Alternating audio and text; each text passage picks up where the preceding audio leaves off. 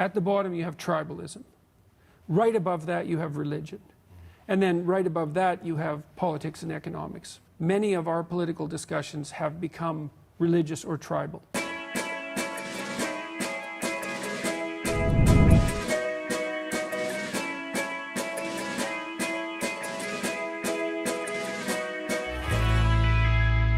I'll talk a little bit about tribe. What is the difference between solidarity, loyalty on one side, and defining oneself in the group that sometimes you're at odds with and sometimes you're part of? Yeah. So help us explain how human hierarchies forced us into tribes. Well, I think it's probably our better angels in some sense that do it. You know, everyone agrees that perhaps that your primary loyalty should be to your family, and that logically extends to your extended kin group, like evolutionarily speaking, and you know, then maybe that elaborates up into your tribe. Your tribe is set up to cooperate and compete towards necessary ends, and to provide you with a context of friendship and a structure of meaning in your life. And that's absolutely necessary. And it can't be of infinite scope, because you lose the personal relationship that's necessary to keep it functional. I think one of the things that's happening, for example, with the European economic community and its fragmentation is that the size of it is too much. So the distance between the people at the bottom and the people at the top is so great that the people at the bottom don't feel any personal power, they don't feel any connection with their leaders. So there's like an optimal tribal size. And it's a testament to people's ability to cooperate that we produce tribal groups.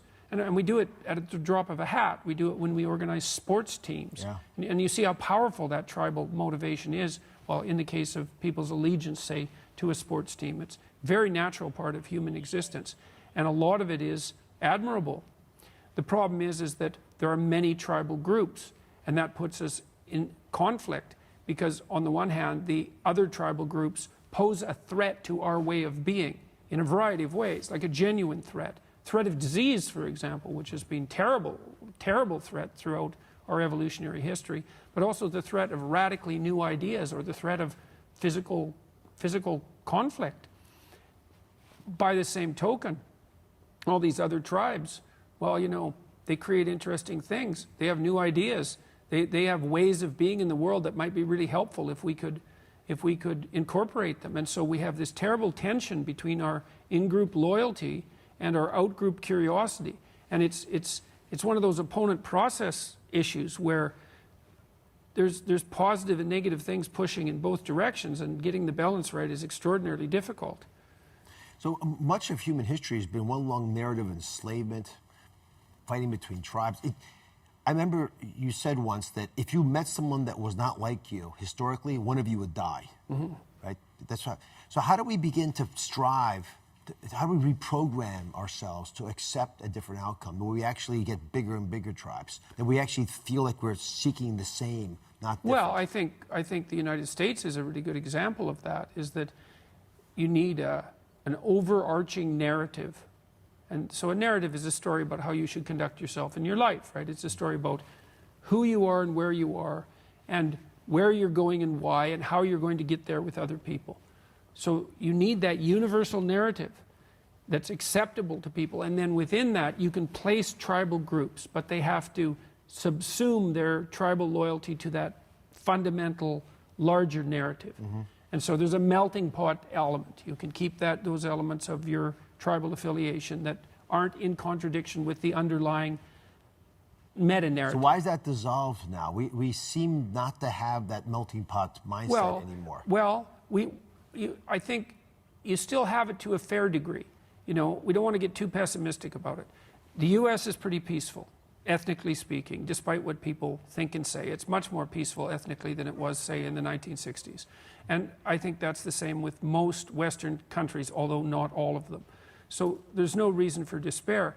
But, you know, the problem is that part of the narrative that united the United States and all its people was predicated on the idea of self-evident truths, right? We hold these truths to be self-evident.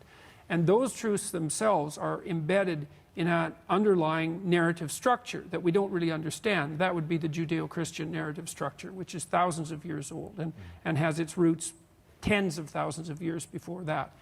And it consists of a series of stories about what constitutes a human being.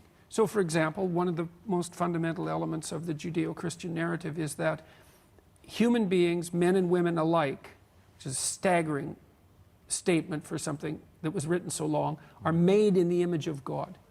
And so there's a notion that each individual has sovereign value. And that's something, you can't prove that, right? It's an axiomatic statement. It's something you have to accept on faith. And then allied with that, because the question is, well, if you're made in the image of God, what does that exactly mean? In the narrative that lays that out, what God does when you are first introduced to him is he's the creator of order from chaos. And he does that with truth. He creates the order that is good, because that's repeated consistently, what I've created is good. He creates the order that is good from chaos, from possibility. And that's what human beings do. And so that's why each human being is of intrinsic value, because we have that role to play in the world. And that's part of this massive underlying narrative that composes the self-evident part of the political structure that unites all of us. When we start to lose the beliefs that enable those fundamental propositions to be self-evident, then the whole thing starts to shake and move, and that's not good. That was Nietzsche's warning from back in the philosopher Nietzsche's warning with the idea that God was dead, or Dostoevsky's warning that if there's no God, then anything is permitted. There's serious warnings, and that, you know, that the collapse of that underlying structure can make us hopeless and nihilistic, and that can lead to very dark places. Yeah, Nietzsche wasn't bragging that God was dead. He was lamenting. Oh yes, he was terrified. Like Nietzsche believed that the consequence of that was that we would have to create our own values, that we'd sort of have to become like gods ourselves. But the problem with that is that we can't create our own values. We don't have the capacity for that. I mean, try. Wake up at 3 in the morning when your conscience is bothering you about something you've done, and tell yourself that no, it's okay. You're going to make your own value, and that reprehensible action that you undertook is now fine.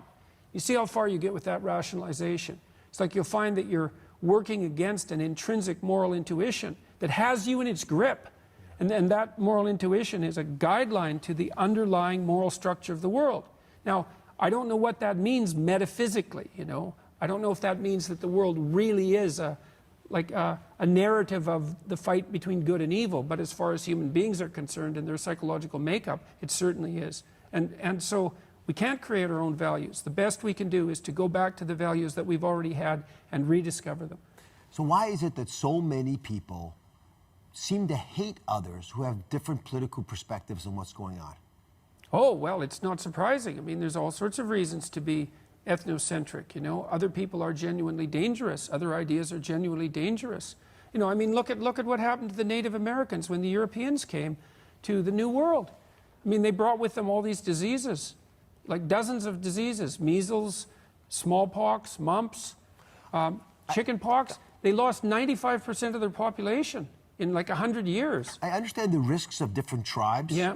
I always thought the deep fundamental frustrations with each other would arise because of those higher stories we're telling and what we're aiming for in our lives, what gives us higher purpose, right? There's that too. I never thought politics would do that. Politics is it's more tactical. How are we going to tax each other to take care of some issues so we can all live in harmony and seek that higher goal? Yeah. So fighting within religious disciplines, yeah. I sort of get that. Yeah. Not good, but I understand it. Yeah. But it seems like religion has taken a back seat and politics seems to have absorbed some of that anger. Okay, so imagine that the hierarchy of human conflict is something like this. At the bottom you have tribalism. Right above that you have religion. And then right above that you have politics and economics flowing out of that. And what's happened is that many of our political discussions have become religious or tribal. And so they're becoming more serious. So we're not in the domain of politics. We're down beneath that. We're into the domain of what's self-evident. So for example, there's a free speech controversy on campus. Who should talk and who shouldn't? That's what people think the free speech controversy is about. But that's not what it's about.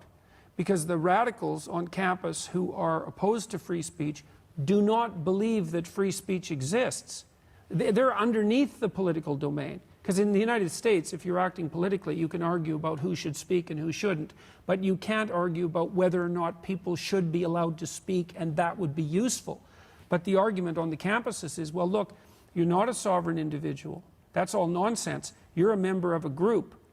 You're just a mouthpiece for your group. You don't have anything individual to add. It's not possible for groups to communicate to one another in any reasonable manner or to negotiate. And the entire political landscape is nothing but a nightmare of competing power claims between groups of different identity. The whole idea of free speech is something just invented by the dominant power group to oppress the minority power groups. So it isn't about who should speak. It's about whether free speech exists. That's not political. That's theological. It's certainly philosophical, but I also think it's theological because it violates the claim that each person is individually sovereign and is a source of valid information. So, like, if you and I are going to have a discussion, I have to presume that you have the capacity to face the world and to change it, for better or for worse. And I have to listen to how you lay out your propositions. I have to believe that there's something there to you that isn't just your social construction, that isn't just your political identity or your group identity. Well, if I've dispensed with all that belief, there's no possibility for us to communicate, especially across racial or ethnic or sexual barriers. One idea that I've been playing with is the thought that to help address this is to remind people that a lot of our differences are genetic.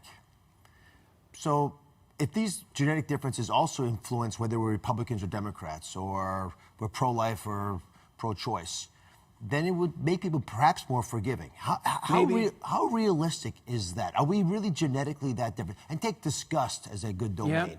Yeah. Well, I mean, far more of what you think politically is determined by your temperament than you think.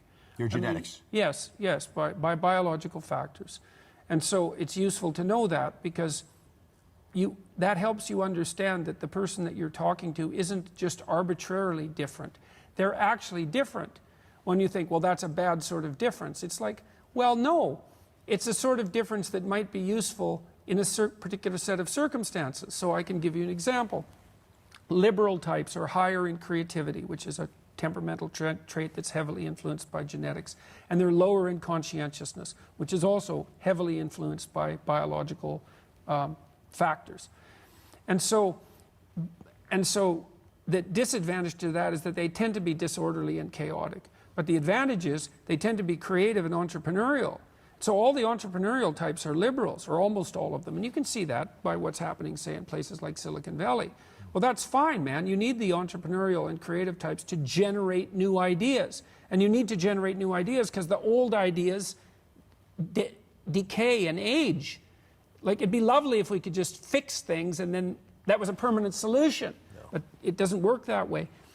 But what the liberals don't understand is that, well, they're all fine. They're fine in terms of creating their new entrepreneurial ventures. But they need conservatives to run them. They need the conscientious types who are not as prone to think laterally, to take the algorithmic processes that they've now invented, right? Because they have a structure, and to implement them carefully. And so there's this dynamic between the liberal and the conservative in a free market society that drives the entire economy. And so you might be annoyed at your crazy liberal colleague who's, taking risks all the time and is coming up with 10 crazy ideas an hour.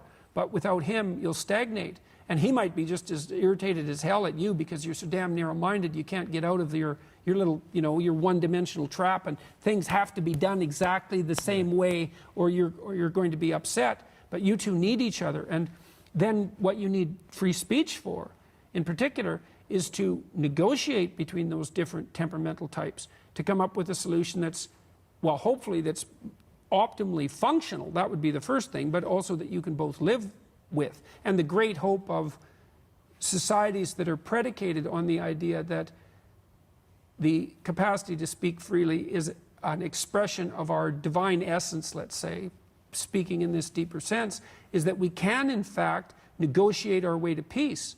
And I think that successful human societies do exactly that.